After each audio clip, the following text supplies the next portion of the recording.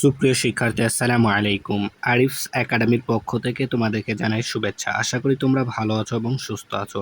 তা আজকে আমি তোমাদের গণিত বইয়ের পৃষ্ঠা নম্বর 64 এর যতগুলো অঙ্কের সমাধান এবং থিওরি জানা প্রয়োজন সবগুলো সমাধান করে দেব এবং যে আলোচনা করা প্রয়োজন সেগুলো আলোচনা করব। ঠিক আছে, যেগুলো গুরুত্বপূর্ণ, ঠিক আছে, আমাদের বেসিক ক্লিয়ার হবে সে কথাগুলো আজকের এই ক্লাসে আমরা জানবো। ঠিক আছে, তাহলে চলো শুরু করা যাক। তো প্রথমে দেখো প্রথমে একটা প্রশ্ন বলেছে, এখানে দেখো বলছে নিচে রং করা অংশকে কিভাবে প্রকাশ করা যায়। ঠিক আছে, তো আমরা এই রং করা অংশগুলোকে কিভাবে প্রকাশ করতে পারি সেটা এখানে বলা আছে। দেখো, তো এখানে দেখো একটা ঘর আছে না, তাই না, এই বর্গ ধরো, এই ঘরটা দেখো সম্পূর্ণটাই কি রং করা আছে, তাই আমরা এখানে লিখলাম কি এক। ঠিক আছে, সম্পূর্ণটাই রং করা আছে, এই জন্য আমরা এটাকে এক লিখলাম। আবার দেখো এই যে এই ঘরটাকে আমরা 10 ভাগ করলাম। ঠিক আছে, এখানে 10টা ভাগ করেছি এবং 10টা ভাগের মধ্যে কি একটা ভাগ আমরা রং করেছি। ঠিক আছে, তাহলে 10 ভাগের মধ্যে এক ভাগ রং করেছি, তাই আমরা এখানে লিখলাম কি 10 ভাগের এক। ঠিক আছে, 10 ভাগের এক, 10 ভাগের এক।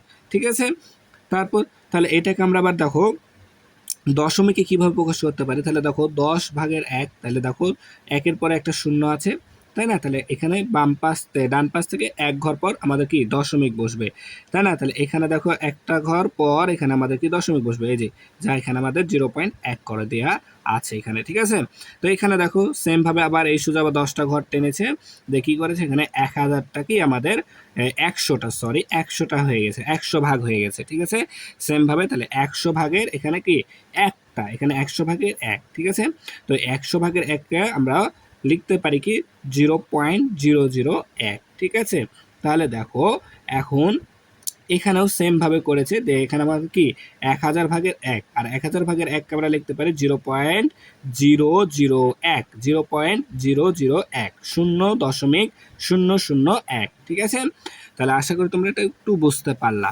ঠিক আছে, এরপর দেখো এখানে আমাদের একটা প্রশ্ন আছে, 3টা প্রশ্ন এখানে দিয়েছে। দেখো বলা আছে কি যে 10 ভাগের এক সমান সমান 1 দশমাংশ। ঠিক আছে, কোনটাকে এখন আমরা এখানে নাম পরিচয় একটু শিখবো। ঠিক আছে, তার আগে আচ্ছা এই 3টা প্রশ্ন করার আগে আমরা এই নিচের একটু এই যে এটা একটু আমরা বুঝি। ঠিক আছে, তো দেখো এখানে স্থানের নাম দিয়েছে একক। ঠিক আছে, যে এটাকে একক বলা হয়, প্রথম ঘরটাকে এককের ঘর।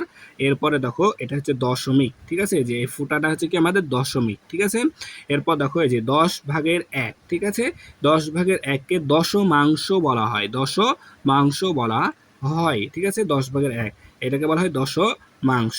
তারপর দেখো 100 ভাগের এককে বলা হয় শতাংশ, 100 ভাগের এককে বলা হয় কি শতাংশ, আর 1000 ভাগের এককে সহস্রাংশ বলা হয়। ঠিক আছে, 1000 ভাগের এককে সহস্রাংশ বলা হয়। এখন আমাদের এটা পড়ার নিয়ম কি দেখো, তাহলে এখানে এক আছে না, তাই 1 দশমিক। ঠিক আছে, এটা 1.235। ঠিক আছে, 235 আলাদা আলাদাভাবে পড়তে হবে।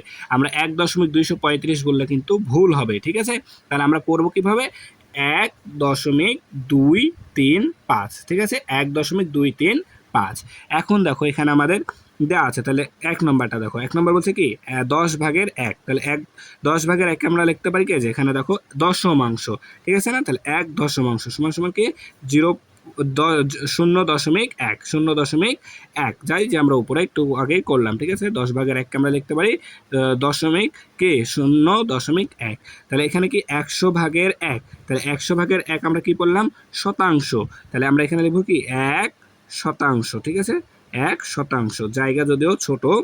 ঠিক আছে, তো তোমরা একটু বুঝে নিবা। ঠিক আছে, তাহলে 1 শতাংশ, তাহলে আমরা এটাকে পড়তে পারি 1 শতাংশ, তাহলে আমরা এটার দশমিকে কি হবে, তাহলে 0 দশমিক, দেখো তাহলে 0.01, তাই না, 0.01, 0.01।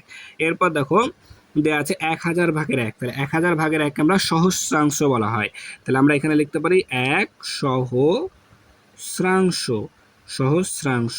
ঠিক আছে, 1 সহস্রাংশ। ঠিক আছে, তাহলে এখন আমরা দশমিক এটা লিখতে পারি কি 0.001, 0.001। ঠিক আছে, তাহলে আশা করি তোমরা এটা বুঝতে পারলা।